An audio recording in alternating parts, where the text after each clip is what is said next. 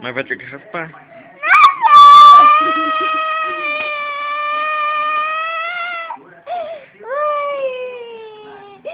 Você não quer perder o cabelo? Então, e agora? Você queimou o cabelo? Você quer perder o cabelo? Vamos lá pra raspar? Eu quero a mãe. Eu quero a mãe. E o dedo que você queimou? Deixa eu ver.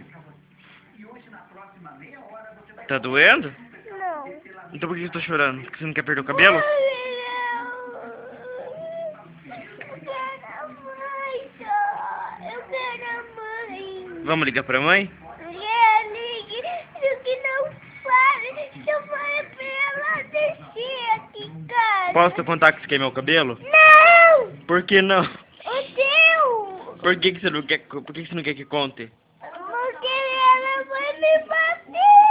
Mãe! Mas ela vai ver teu cabelo queimado. Mãe, eu contei pra mãe! Não Vamos lá pra nós. pode, não. Então vamos lá raspar a cabeça que ela não vê. Não! Não! Dê tchau então.